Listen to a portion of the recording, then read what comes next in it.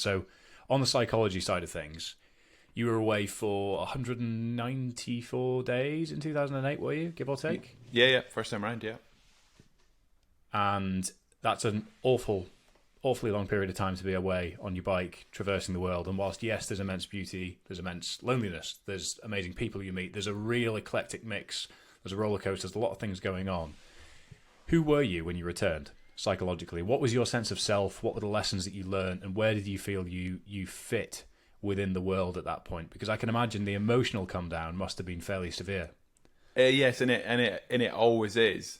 I think in my early 20s, when I was doing some of those early expeditions, I was on my own. You know, I didn't have a partner or wife or kids or the things I do now. So I always found, coming when you're on expeditions,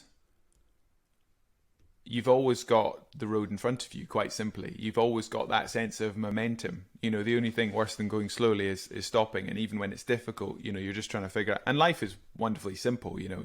It's physically hard, but it's about getting by. It's about carrying on in that journey. It's very linear.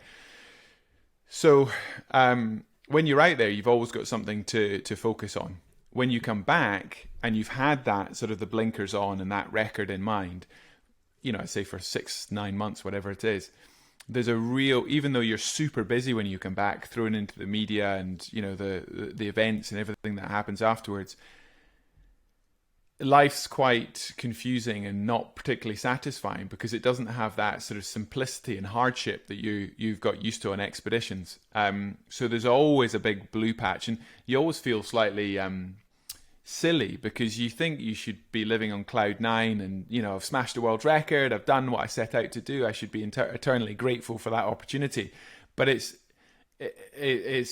trying to sort of recenter yourself and have a sense of purpose, and what are you focused on except for running around and spinning far too many plates and just being silly busy. And that's a very different reality to the simplicity and the hardship of expedition.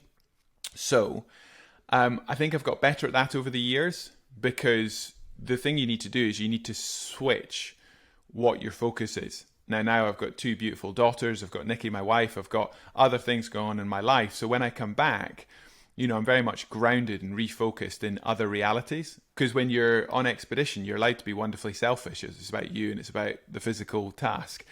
But when you're a dad and when you're a husband and when you've got other business interests, you know, you can't just sort of wallow in your own sort of self-pity of not being out there, you know, traversing a desert anymore. You've just got to get on with it. There was a wonderful moment when I came back from cycling around the world the second time. I'd broken the world record again, and, you know, it'd been a super intense project for 2.5 years, and then I'd been out racing there for 2.5 months. There was a wonderful moment where, you know, I'd been living in the media for a couple of weeks. It'd all been a bit crazy, but I was struggling with that sort of readjusting back. And I was reading Harriet, my eldest daughter, a bedtime story and tucking her into bed. And I said to her, "Harriet, is it good to have Daddy home?" And she said, "Yes, Daddy, but you keep saying that."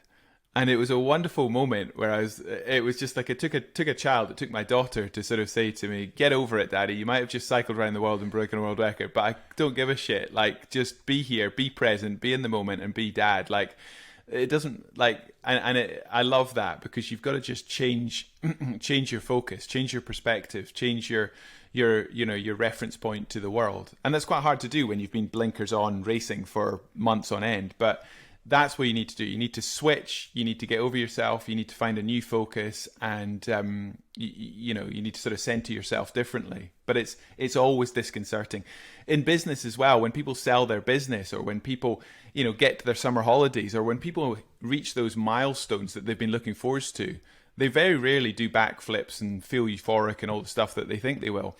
You feel relief, heartfelt relief. And then you feel slightly lost and confused. It's the same when people retire, because purpose gives us that sense of like, I've got something to focus on and my reality matters. Whereas when you stop, that all goes away. And, you know, in terms of our own mental health, that's a really good thing to know about before you get there. So you can sort of, you know, you can reach out to those that matter to you. You can create connections which, you know, stop you sort of dropping into too much of a slump, But it's worth calling out because I think the reality of achieving anything big and meaningful in your life is always a little bit different than what you imagine, and other people perceive it differently as well, and then you feel silly for not being as excited or as ecstatic as they expect you to be. We can scale it down as well, because I recently had, we spoke about this in the last podcast recording with somebody actually, was the come down effect of whatever process driven goal you have achieved, whether it's your first 50k, your first 100k, your first Ironman, or selling your business for 50 million quid.